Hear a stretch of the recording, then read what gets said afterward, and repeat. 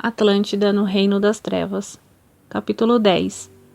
Nasce um mito, a deusa Ártemis. Mas 25 anos se passaram, neste mesmo cenário. Pouco havia mudado. Atlantes de ambas as raças morriam a centenas, diariamente, na insana batalha racial. Mas ao mesmo tempo, ocorriam cada vez mais nascimentos. As novas gerações, provindas de espíritos exilados de Capela, corrompiam os valores sagrados e eram pouco dedicados ao estudo e ao progresso.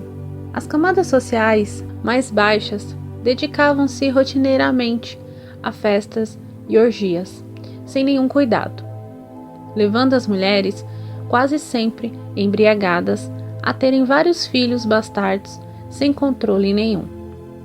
A falta de trabalho e ocupação educacional, intelectual ou artística fazia com que todos se preocupassem demasiadamente com o sexo desenfreado. Músicas voltadas para a sexualidade estavam cada vez mais na moda, captando o interesse até mesmo das crianças, assim como acontece nos dias de hoje, anunciando um colapso social sem precedentes. A cultura havia deixado de ser um lazer prazeroso. Somente o culto aos sentidos da carne atraía a atenção da sociedade desorganizar-se definitivamente em toda a Atlântida. Cada um viria para si, procurando atender somente seus interesses mesquinhos. Crimes hediondos eram cometidos sem controle, tudo em busca do prazer extremo. Não existia um conjunto de serviços e leis que garantisse a segurança da coletividade. A única estrutura organizada era o exército. Ninguém poderia negar-se a lutar. A punição seria a morte. Quem era escolhido recebia rigoroso treinamento e passava por um sofisticado progresso hipnótico para dedicar-se com o máximo afinco às batalhas, já que a cada dia havia desinteresse maior pelo trabalho e pelo bem comum. As drogas, que antes dominavam apenas as regiões afastadas, invadiram a capital Poseidones e tornaram-se presença frequente nas intermináveis festas, tanto populares como das elites. Tudo caos e desregramento. Essa era a rotina da terra de Poseidon. A raça vermelha, por ser essencialmente agrária, adaptou-se melhor a esse período de privação e desequilíbrio social. Eles eram mais acostumados à vida dura, portanto, não estranhavam e até mesmo se regozijavam pelos desafios. Já a raça branca entregou-se à bebida, às drogas e à corrupção nos grandes centros. Naqueles dias, encontrar jovens mortos por overdose nas ruas era algo comum. Raramente caminhávamos por elas a fim de evitar este cenário trágico. Preferíamos sobrevoar os centros populacionais em direção aos campos ou às praias desertas, onde a vida era tranquila. Sem dúvida, a ociosidade resultante da vida fácil que tínhamos por causa da modernidade tecnológica de nossa sociedade, levou-nos com mais rapidez à decadência de valores. Fato que teve menos impacto entre os vermelhos. Infelizmente, éramos mimados e arrogantes. A raça vermelha tinha seus defeitos também, mas possuía uma estrutura social mais conservadora e um líder austero, o que evitou estragos como os que ocorriam entre nós. As drogas, que antes dominavam apenas as regiões afastadas, invadiram a capital Poseidones e tornaram-se presença frequente nas intermináveis festas, tanto populares como das elites. Tudo caos e desregramento. Essa era a rotina da terra de Poseidon. A raça vermelha, por ser essencialmente agrária, adaptou-se melhor, e esse período de privação e desequilíbrio social Eles eram mais acostumados à vida dura, portanto não estranhavam e até mesmo se regozijavam pelos desafios. Já a raça branca entregou-se à bebida, às drogas e à corrupção nos grandes centros. Naqueles dias, encontrar jovens mortos por overdose nas ruas era algo comum. Raramente caminhávamos por elas a fim de evitar este cenário trágico. Preferíamos sobrevoar os centros populacionais em direção aos campos ou às praias desertas, onde a vida era tranquila. Sem dúvida, a ociosidade resultante da vida fácil que tínhamos por causa da modernidade tecnológica de nossa sociedade levou-nos com mais rapidez à decadência de valores, fato que teve menos impacto entre os vermelhos. Infelizmente, éramos mimados e arrogantes. A raça vermelha tinha seus defeitos também, mas possuía uma estrutura social mais conservadora e um líder austero, o que evitou estragos como os que ocorriam entre nós. Gadeir pouco se importava com o destino da raça branca. Para eles, seus súditos eram um desagradável empecilho, úteis apenas atuando como seus instrumentos na guerra. Ele desejava apenas reinar sobre todo o continente, nada mais que isso. O bem comum não lhe interessava. Certamente, os valores que carregamos de vida em vida definem nossa personalidade, mas o meio em que vivemos também tem um peso enorme, influenciando-nos em nossas existências. Somente almas equilibradas conseguem viver em harmonia em meio ao caos. E assim, com o passar dos anos, o clima espiritual em Atlântida piorava gradativamente.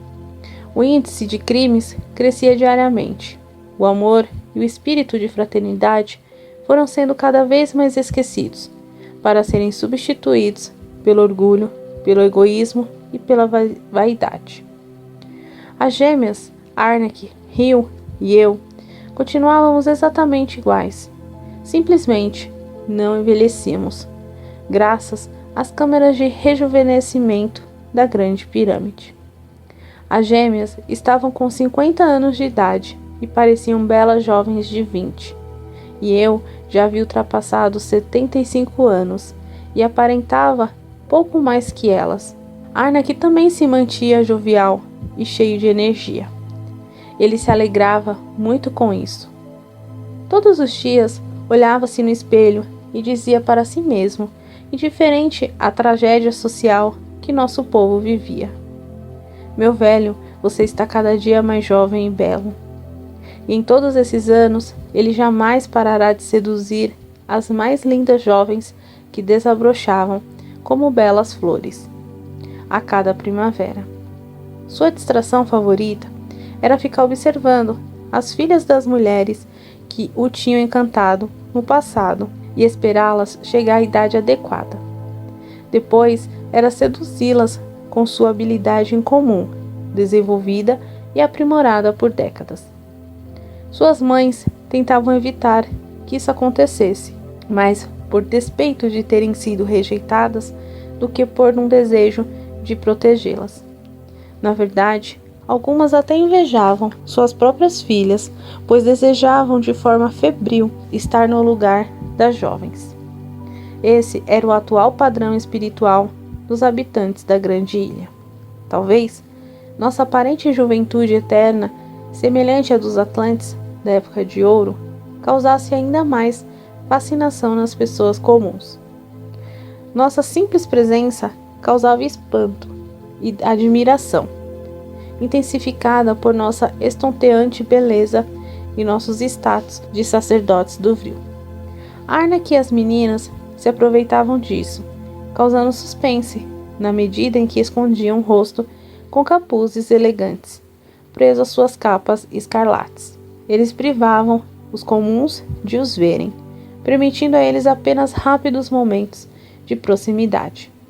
Enfeitiçavam com um olhar hipnótico e depois simplesmente desapareciam misteriosamente, deixando aquelas pobres pessoas instáveis e inseguras, sob completo estado de admiração e paixão. Sim, claro leitor, é verdade, compactavam-nos como verdadeiros vampiros. Alguns fãs mais intensos perdiam sono, não comiam e choravam de saudades por pessoas que nem mesmo conheciam. Os mais extremos davam cabo da própria vida, vitimados por uma fascinação inexplicável.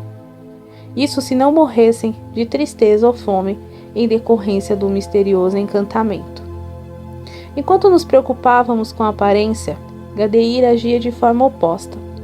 Sua obsessão pelo poder o levava a desligar-se dos interesses da vida humana.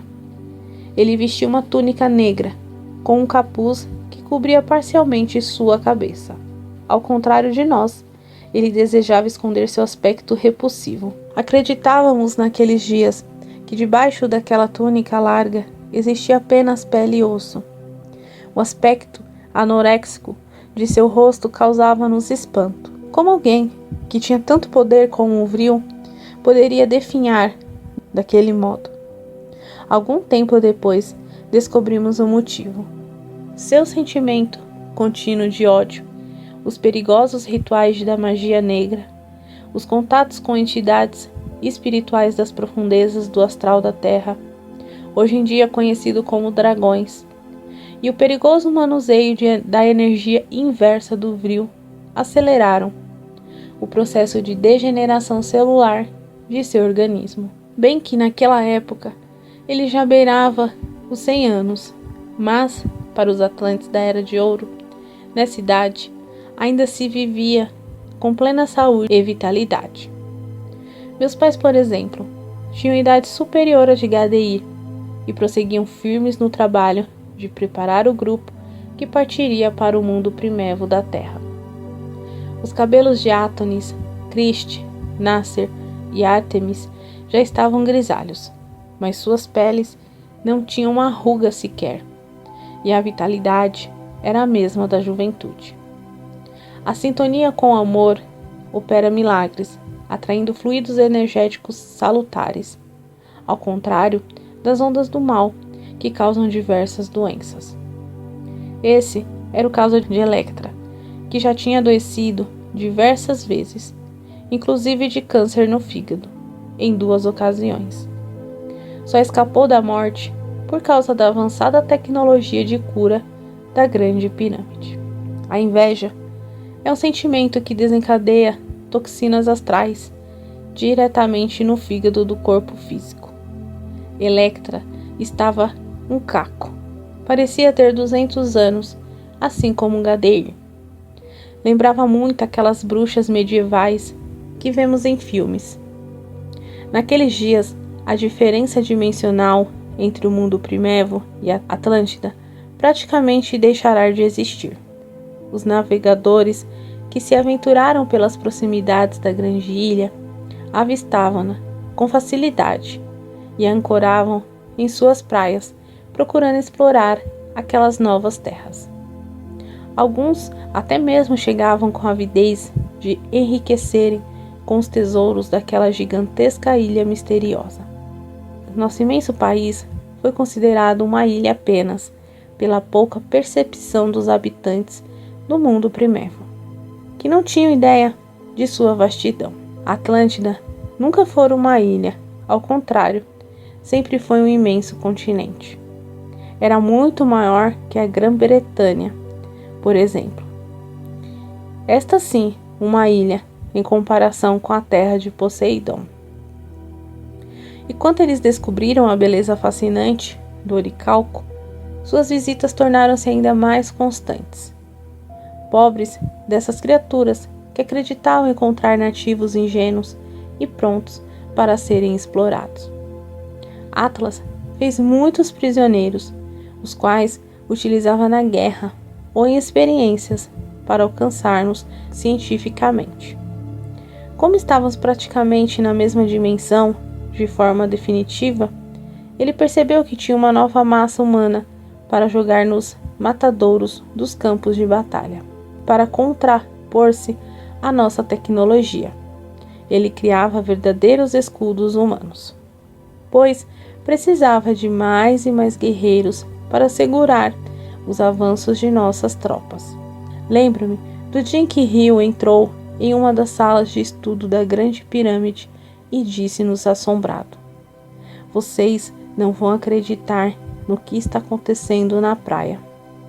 Um barco do mundo primevo ancorou e seus tripulantes desembarcaram faz menos de 1 hora. Eles estão conversando com os populares curiosos. Que cena insólita!" Eu olhei para ele surpreso e disse para as gêmeas que trabalhavam ao meu lado: "Vamos, meus amores, temos que ver isso de perto." Ao chegarmos à praia, logo avistamos o aglomerado de pessoas em torno daqueles seres primitivos.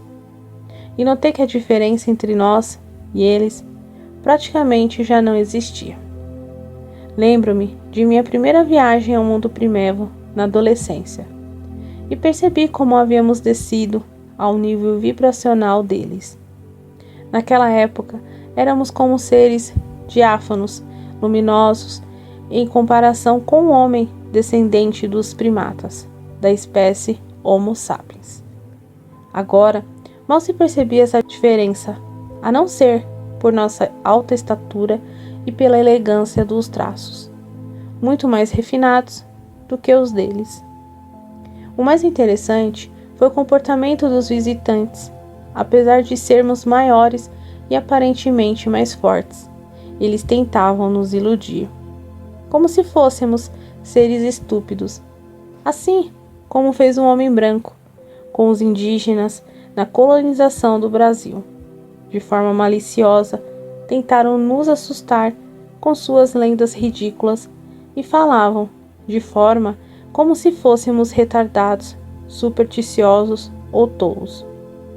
Galeato e Pantauer se cansaram, então, daquele teatro ridículo apresentado por nossos visitantes e apenas ergueram as mãos.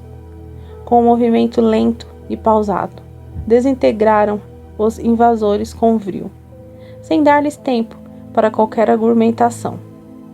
Em seguida, fizeram o mesmo com sua precária e imunda embarcação, que empobrecia a nossa deslumbrante paisagem.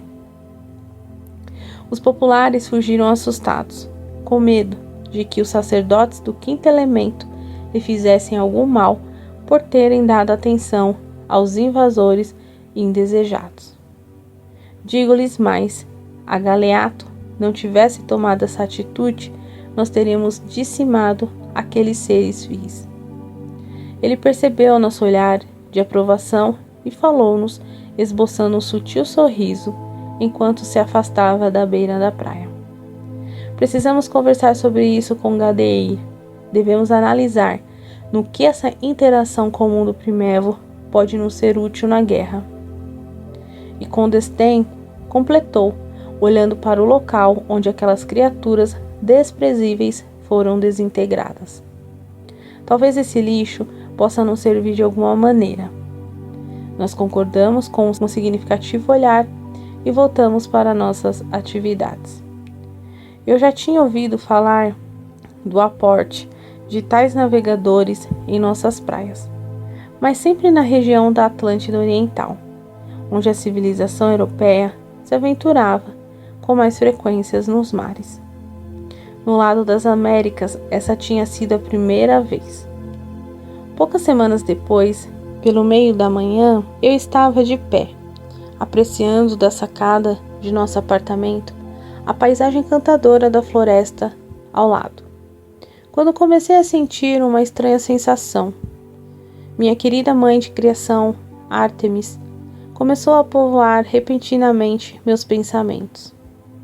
Procurei concentrar-me mais para tentar captar do que se tratava, enquanto Sol e Lua se atinham às suas atividades. Talvez este tenha sido um dos motivos principais para termos ficado juntos por todos esses milênios. Elas sempre foram muito parecidas comigo. Eram introspectivas e sabiam a hora de compartilharmos bons momentos e quando deveriam cuidar de si mesmas. Tínhamos um ritmo perfeito, uma vez que nunca ficávamos entediados, porque percebíamos quando deveríamos dar espaço às nossas almas, que apreciavam a liberdade como o bem mais precioso.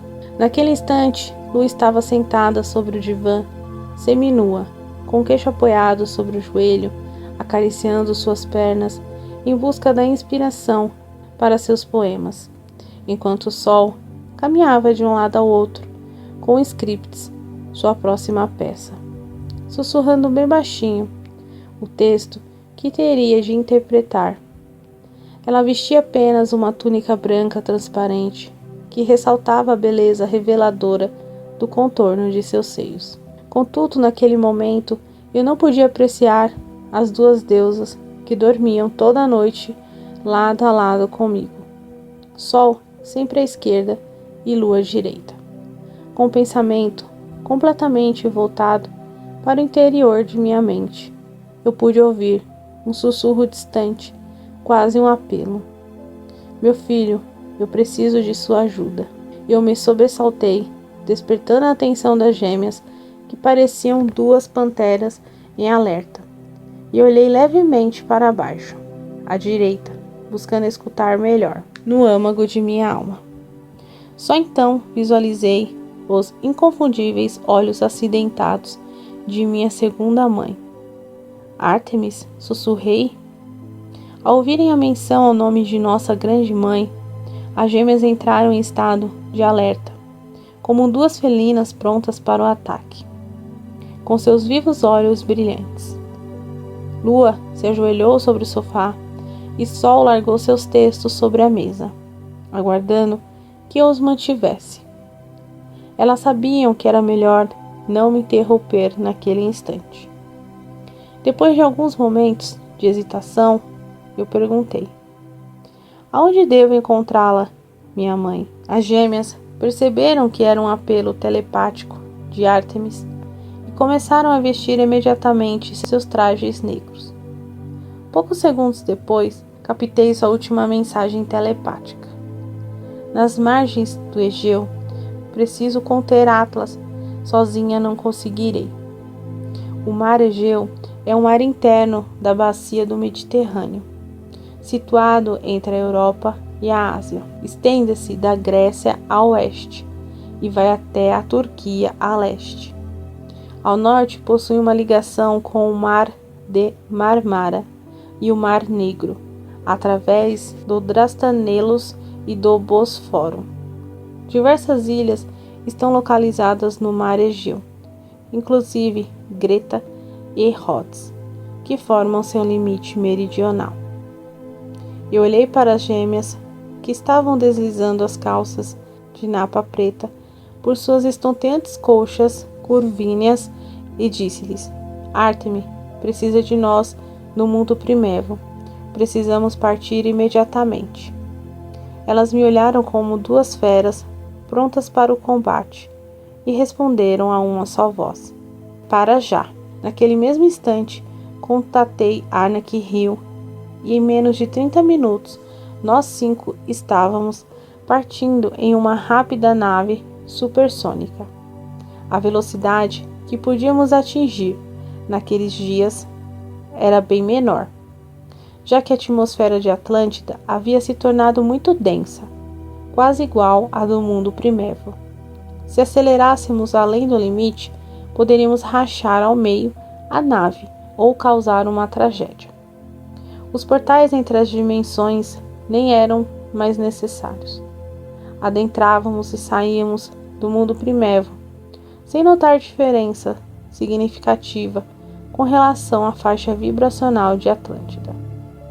Hoje em dia fico abismado quando lembro que na época do Antigo Egito levávamos 2 ou 3 semanas para descer o Nilo de barco, sendo que naquele tempo ainda mais remoto cruzávamos distâncias imensamente maiores em poucos minutos.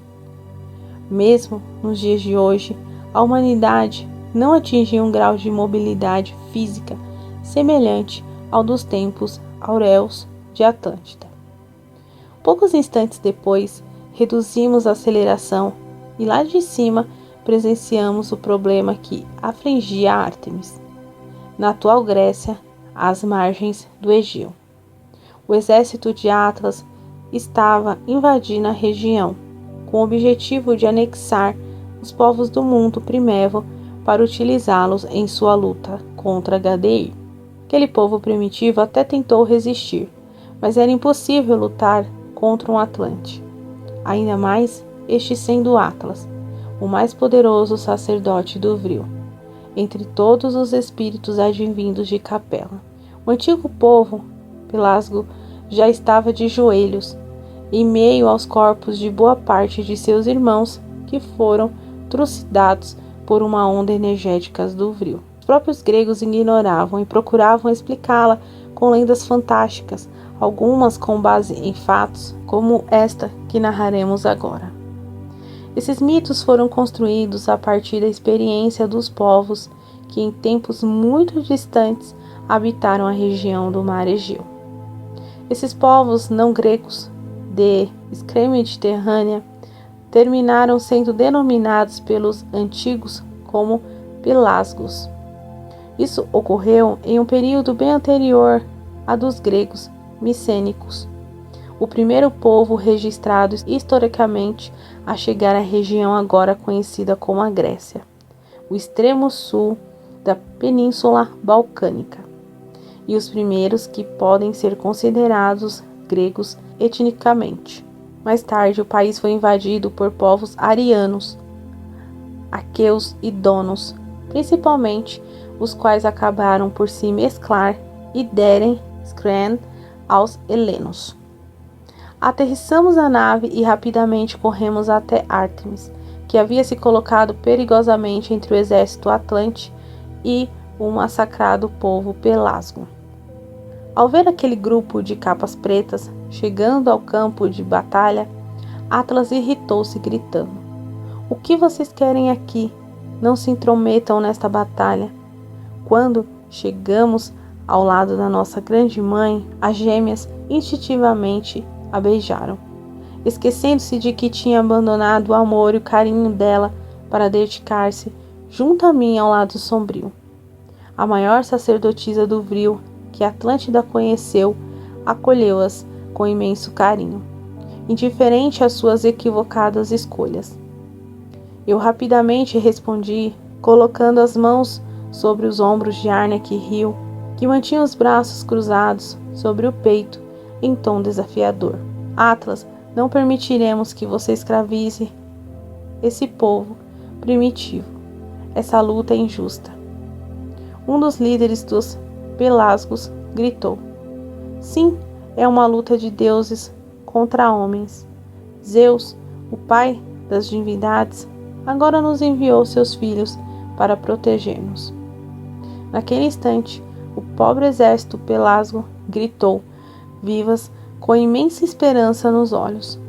Na antiguidade, qualquer pessoa que se destacasse do povo comum era vista como um deus, e não somente naquele período remoto, no Antigo Egito, na Grécia, na Babilônia e como outros povos, isso se repetiria muito depois. Tanto que Ártemis viria a tornar-se uma divindade em duas ocasiões. Primeiro, naquele momento como Ártemis, e depois em sua encarnação como Tote, tornando-se posteriormente o deus egípcio da escrita e da sabedoria, e que foi adotado também pelos gregos em sua personificação como Hermes, que ficou conhecido como Mercúrio pelos romanos. Os romanos acreditavam que Mercúrio era filho de Júpiter e Maia, filha de Atlas. Mas mais uma das diversas confusões que ocorreram com o passar dos séculos. Maia era irmã de Gadeir. A filha de Atlas era a iluminada Alcione, que terá importante papel nessa nossa narrativa. Assim, o mesmo espírito grandioso ocupou dois postos no panteão grego, Ártemis e Hermes. Esse fato ocorreu da mesma forma entre os santos da Igreja cristã. João Evangelista e Francisco de Assis são o mesmo espírito, que se tornou 2 vezes santo. Isso é algo muito comum, porque espíritos excelsos geralmente tornam marcantes suas existências. Atlas, igualmente, tornar-se-ia uma divindade para esses povos, tanto que as águas, além do portal de Hércules, seriam chamadas de Mar de Atlas e ficariam conhecidas futuramente como Oceano Atlântico, em referência à sua personalidade marcante da história de nossa humanidade.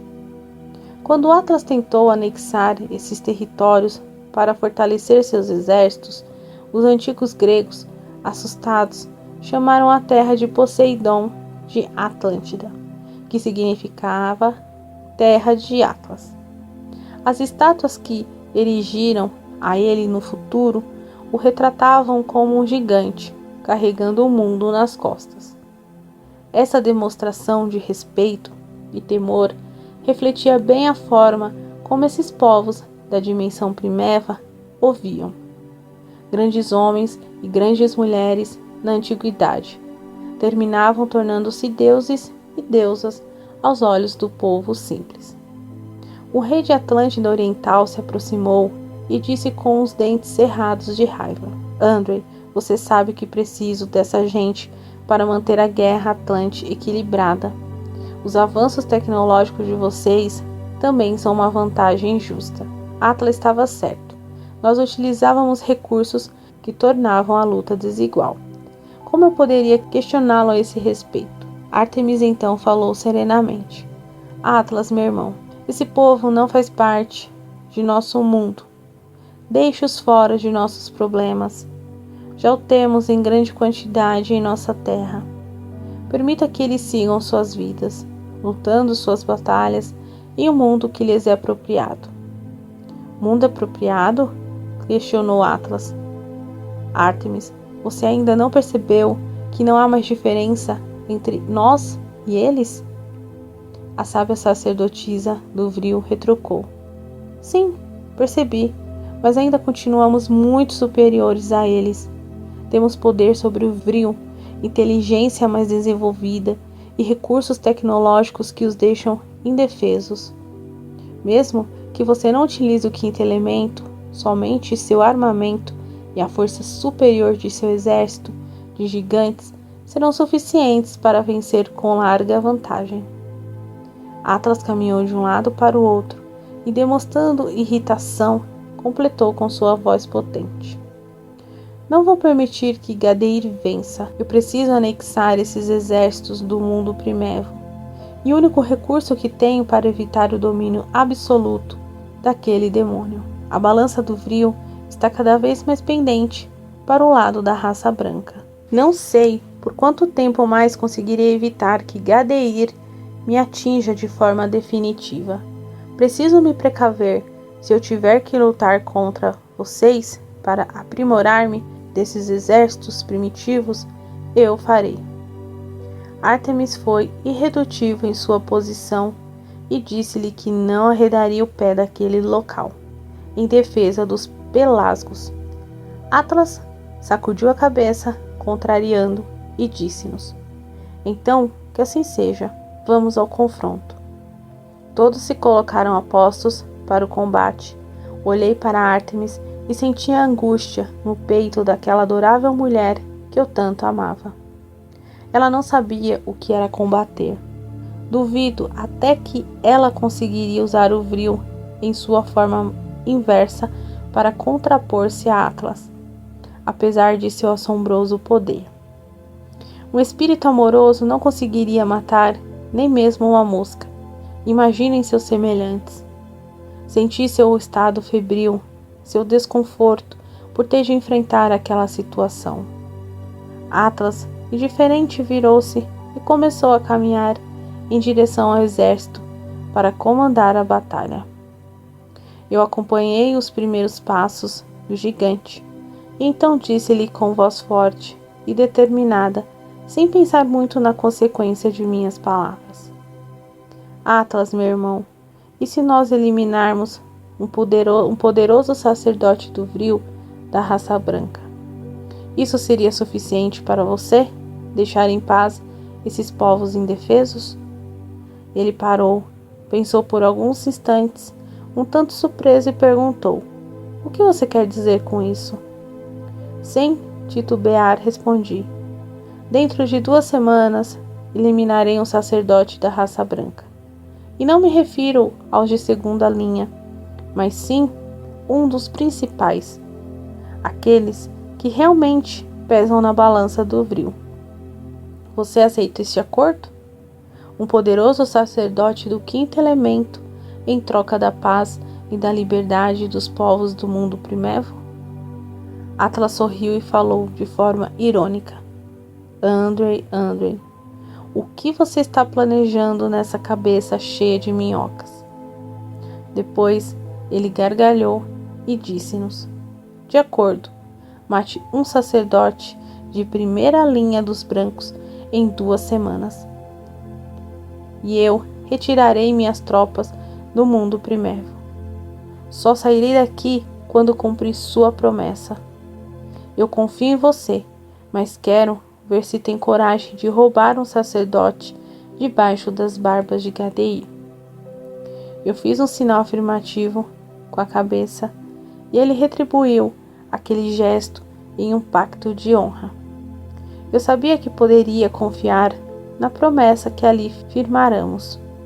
Em seguida, ele retornou para o acampamento provisório que havia montado nas praias do mar Egeu, gritando comandos militares aos seus homens para evacuar o campo de batalha. Ártemis virou-se para mim e falou agoniada: meu filho, o que você pretende fazer? Eu passei a mão delicadamente em seu rosto gracioso e disse-lhe: minha mãe nem queira saber.